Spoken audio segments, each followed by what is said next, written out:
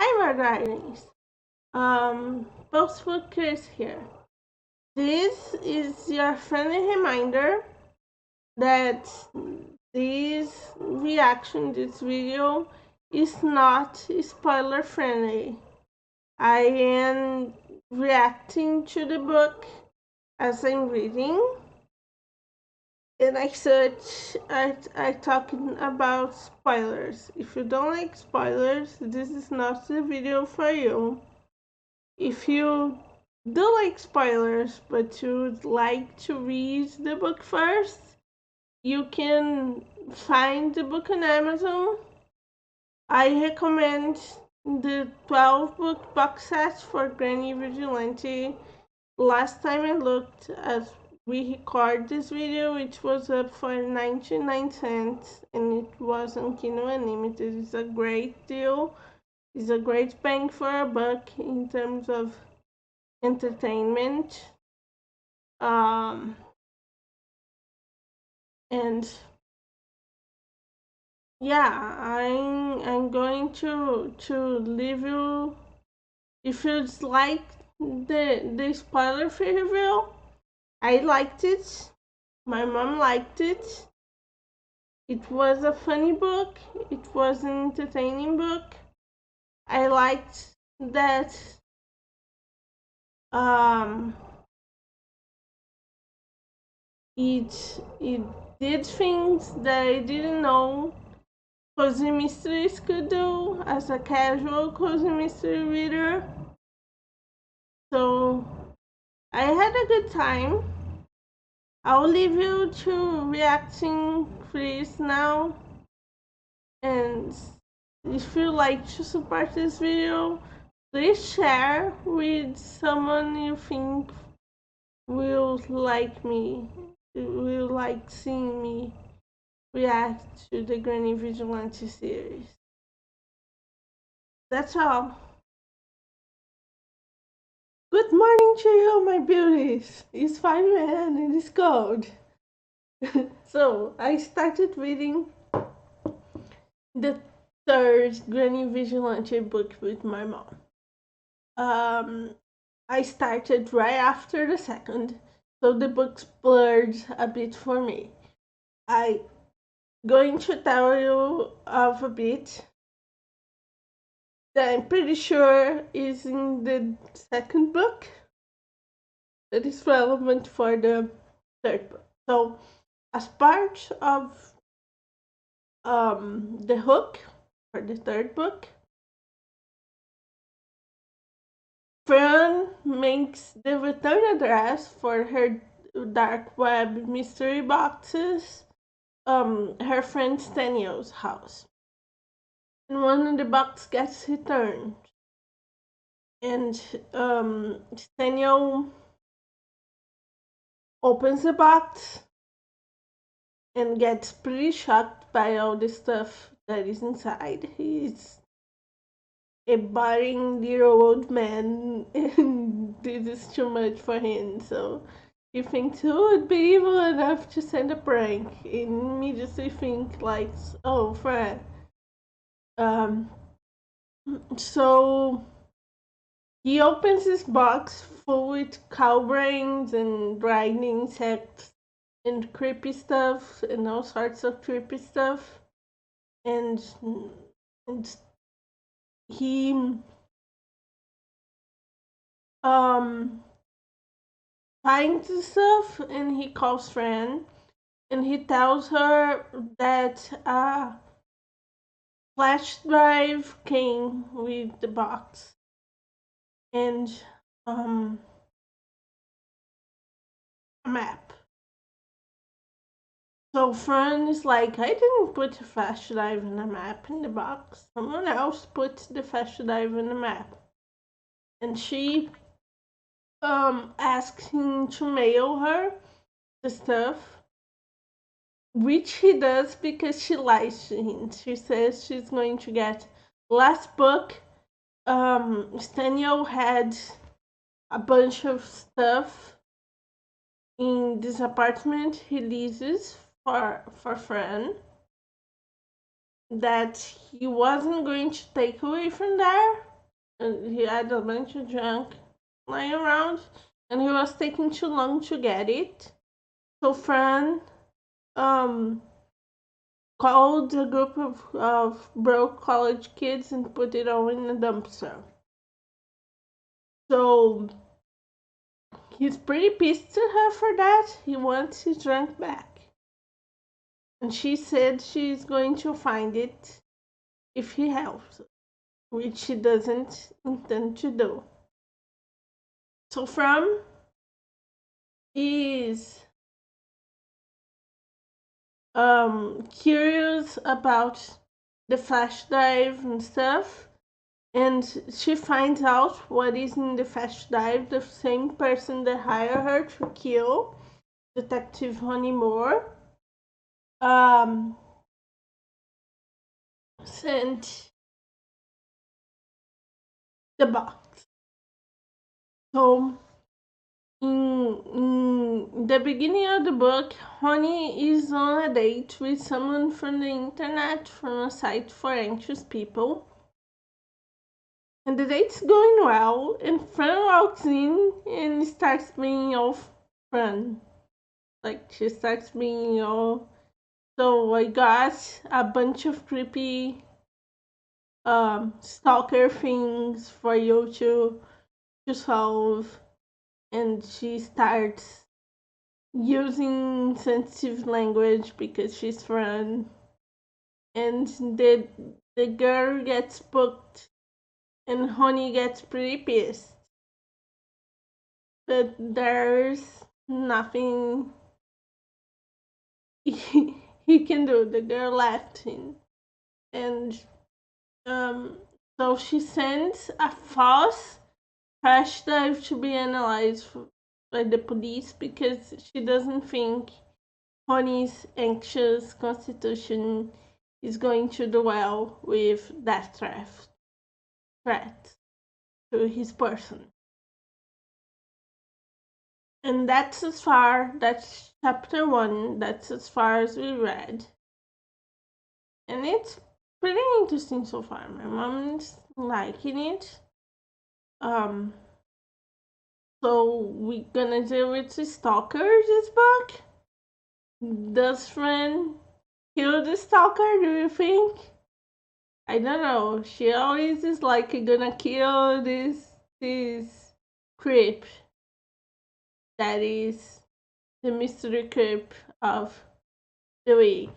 And she never does. Always so far the pattern is we get to the end of the book and the police station detectives pile up in a car and go rescue a friend, and she solves the mystery for them, but she's also in a little bit of a need of rescuing, and then she's absent for the last bit of the closure of the case. So let's see how it goes. I added a little more of the third Granny Vigilante book with my mom. By the way, the name of this one is Dark Rebel Lies. So, Fran is in trouble with the dark web stalker, whoever they are. And she gave the police a false USB drive with clues that were bogus that she made up. That she wanted to steer Honey away from pressing over some death threat. And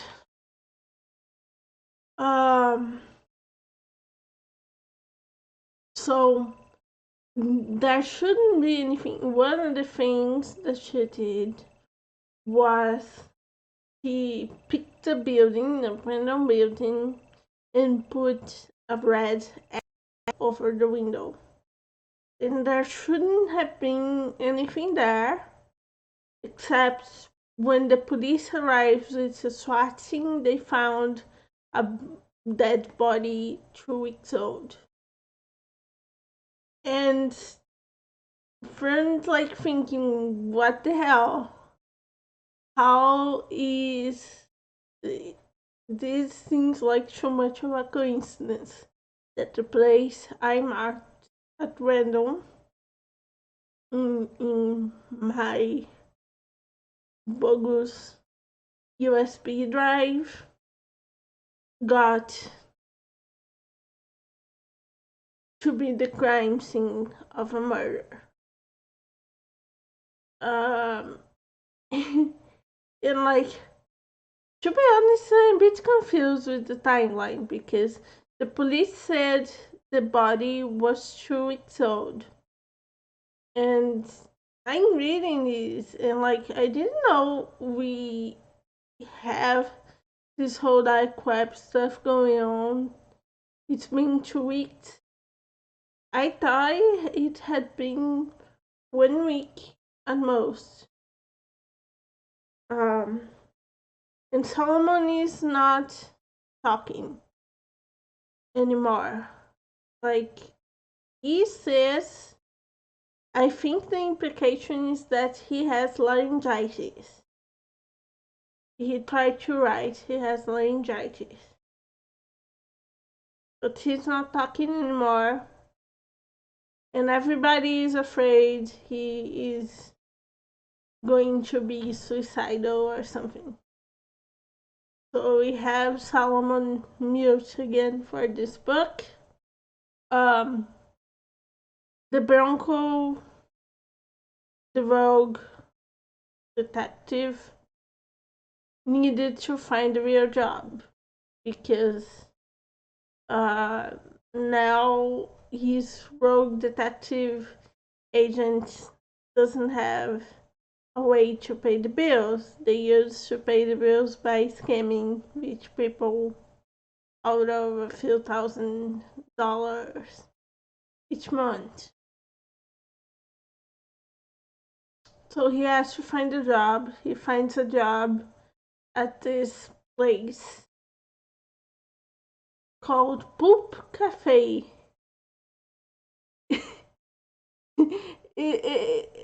Like I, I I love some of these jokes. This is a joke that okay, it's I'm not above little poop joke. I thought really funny. The Poop Cafe is not a cafe. It sells ice cream. It only sells chocolate ice cream and varying chocolate ice cream desserts with poop related names. And that's it. It's an ice cream parlor that sells chocolate ice cream and pooping ice cream. And apparently the business is booming because people actually go there. So we got to disassemble the pieces around the board. We gotta see who is the stalker, the person who wants Honey dead. They think Fran is in as much danger as Honey. I found the timeline a little weird so far because honestly, this has been going on for 2 weeks and the stalker hasn't made a move on Fran and Honey.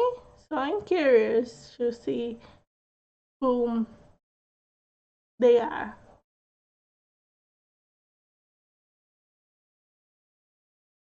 So I read a little more of the Vigilante with my mom.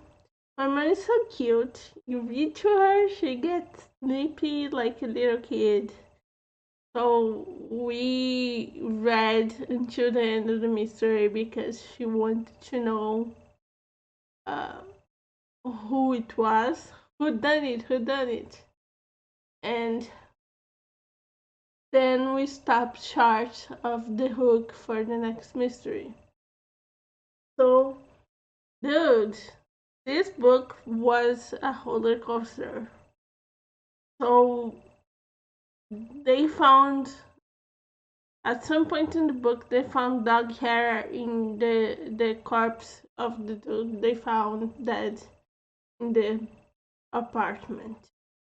George. And it was the same type of dog Fern has. So Fern was the number one suspect in the murder.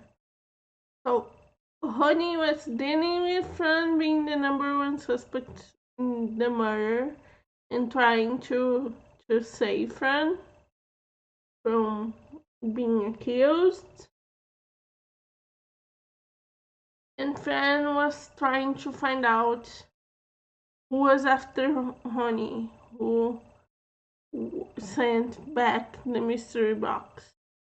So Fern, the Bronco, and the team of Hulk detectives went to this abandoned water park.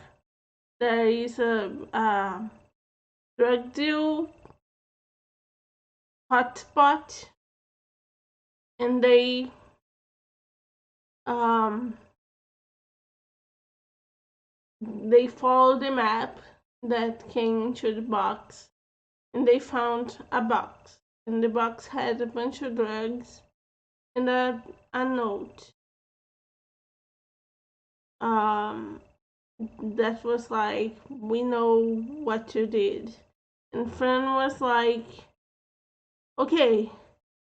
So she deduced who it was that was after her and Honey. So she was watching a video on the internet of an unboxing of one of her mystery boxes she made to sell on the dark web in the last book. And there was a tiny note like, I know what you and Honey did. And she was like, okay, I know who it is. And she hunted down the guy on the dark web and went set up a meeting in the abandoned water park. So at this point in the novel, like in every novel, everybody friend gets in trouble and everybody goes to ask your friend. So we have a few fronts of friend rescuers. Um, the police department is going to go rescue friend. So Honey, the chief, and Solomon. There is the mute guy. By the way, the mute guy, it turns out he had laryngitis and he was having trouble speaking. He was very pissed at his um colleagues for thinking there was some guy called Larry Gaitos when he wrote laryngitis in the paper, the piece of paper. So Solomon drama apart, we have some funny interlude where Solomon takes some really spicy soup that has healing powers and recovers his voice.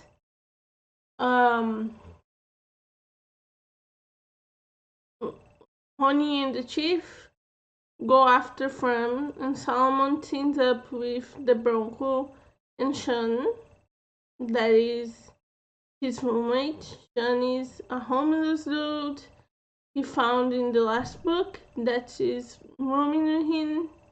His condition to help with the last mystery was that he would get to live with the Bronco during the winter, so he would have a place to hide from the cold. So they pile up into cars and their shenanigans, but they make it to the abandoned water park. So Franny arrives first in the abandoned water park with Larry, her dog, and she's confronting the killer, that is General Drew Pepsi, the drug dealer had that dealt bad coke in the last book. That was one of the goons in the first book.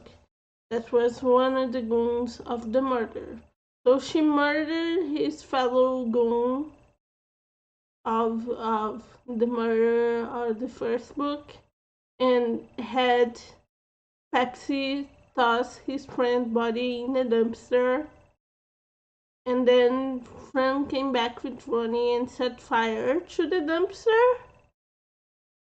And he was like, not okay with this. He was very upset. And that's why he hunted down Honey and Fran this whole book. I'm surprised. Like, I get that this is a cozy mystery, and that's why he didn't go serial killer creepy. But I'm surprised he didn't take more aggressive measures against Fran and Honey. So she confronts the dude, and the dude reveals he has two accomplices that he blackmailed into working for him, which are characters from the last book, Cracker and his brother Junior. So we have a big family reunion with all the characters from these three books. I don't know if the author has intended to finish the series on book 3, make it a trilogy or not, and that's why we got this reunion, but we got to the book, so I don't know if that was the plan. And Fran is confronting Pepsi, and Pepsi pulls out a gun on her, and Fran is Larry, and Pepsi never shot anybody. He shoots Fran, but he misses. Because Fran has plot armor, she's the protagonist. And then the other characters arrived, and Sean, the homeless dude who made the deal to live in the Broncos apartment, takes a bullet for her. And I'm shocked that, spoilers, he actually died. I'm very shocked. Rip Chan. It was really sad. I didn't expect him to die. This is a cozy mystery. I didn't expect him to kill one of the um side characters, recurring characters that appear. So Chan dies, and the police takes away Pepsi and Cracker and Junior, and Cracker confesses to hacking Fran's computer. Junior confesses to murdering George, the guy in the apartment that has his dog hair on his corpse. And Pepsi gets lawyer up and stuff. He gets arrested, but before he goes, he says that he tells that Honey and Fran killed the dude. And the person who listens to his confession is Solomon and a tape. And Solomon covers for Honey. He says, I will not tell the chief but if the chief listens to the tape, you have to answer for it. So Fran and Honey get away with the murder of Diet Coke, which is the guy Fran killed with her cane in the first book again. And that's the end of the mystery. I thought it was a very well done mystery. We had all the tools to have guessed this, but it was not an easy guess. It was very entertaining. I liked it. There was a lot of talk in this one about homeless people. So at the same time, this cozy mystery is funny and comedic and stuff. It always tackles social themes like drug addicts and homeless people and stuff. Every book tackles a different social theme. I also felt Fern was a lot more frail this book. She was complaining about bad knees, and she was complaining her mind gets foggy and she is getting old. Um, so she's a lot more frail this book. I felt like the author tackles a little bit more the problems of aging. And yeah, it was a really good mystery, and we got a little reunion of people, which was really interesting. So I'm going to read the hook with my mom for the next one, and I'll make it back here to tell you guys before. I think we're going to book 4. I think we're gonna read book 4. My mom liked it. I was a bit nervous. She wasn't going to like it because of Sean's death. She doesn't react very well to violence and tragedy, but she was okay with it. Like, it was sad, but it didn't turn her off the book. So, yeah, I'm going to read with her the rest of the book and see what the book is for the next mystery, and come back and tell you guys and make my final consideration. So I read a little more the final piece of the third Granny Vigilante book, that Clever Lies, with my mom, and we found out that the hook is that Chief Gonçalves, the chief of police, is retiring, and there's a new lady that's coming to take his place, and Ronnie is worried that this new lady will listen to the tape where Pepsi accuses his friend of murdering a dude and disposing of the body. So they will be dealing with that for the next book. So here's my thought. I don't read cozy mysteries often. I finally know to the genre, which is like it's good that I'm familiarizing myself with cozy mysteries, because I think this project I have that is similar to Granny Vigilante is more of a cozy mystery than it is a thriller. But I didn't know side characters like die. Like, I observed that most cozy mysteries I have on my library, I have acquired, have murder in some form, but I didn't know like that characters didn't have plot armor. It's a cozy mystery. It's supposed to be cozy, and you have characters dying, which is sad. Is that allowed? Um, Overall, the book is very funny. Um, I enjoyed this book a lot. I enjoyed the whole little bit um with Salmon and Honey, like Salmon being with laryngitis this whole book and not being able to talk and being kind of useless because he was sick, and Honey not getting the message.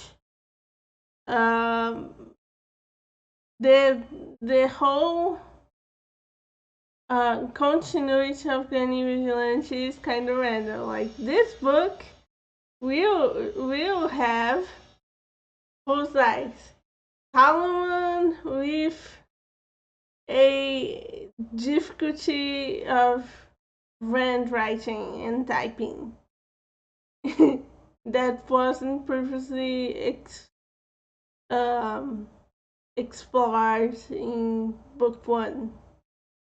So you don't know if the author came up with it in this book or if it was canon, but it's canon now. And in this book, Honey has a bit of a gluten intolerance. Last book he has a tomato allergy.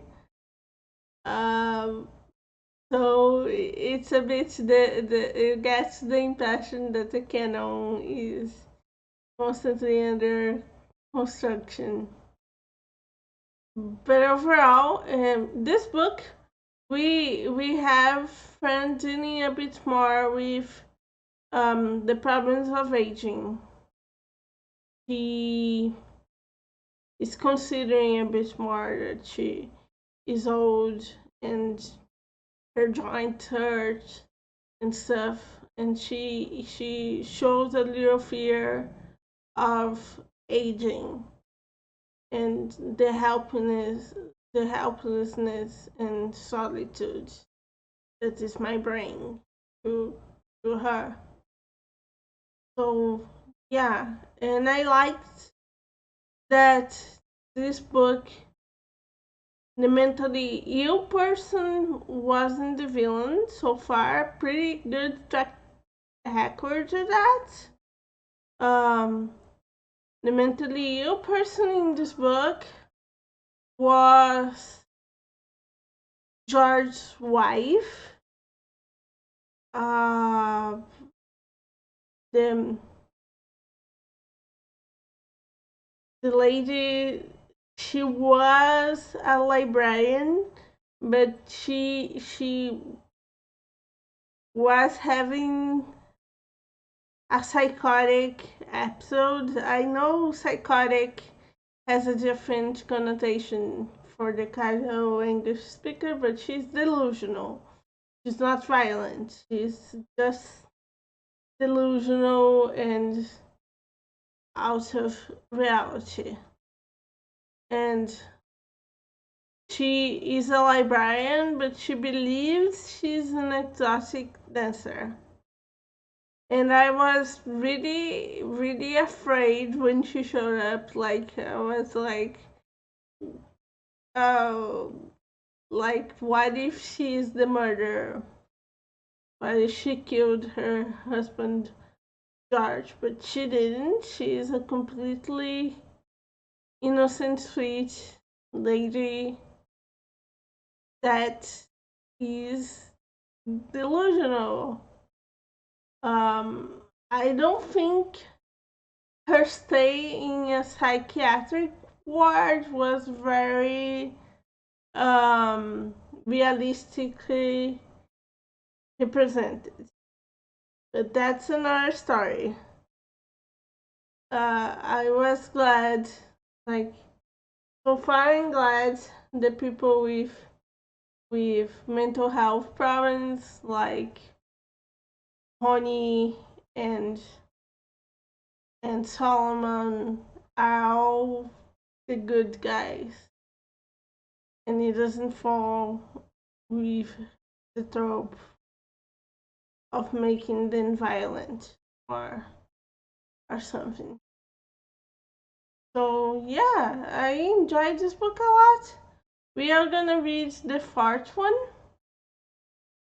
Um, I don't know. Granny Vigilante hasn't offended us yet, and my mom is liking this series very much. So I'm gonna keep reading to her until she says stop, which hasn't happened yet. She likes the book. And yeah, that's it. I see you guys. I have started reading the book number 4. It's called Milk and Cereal, like serial killer, and I'll have more to tell you guys in the next video.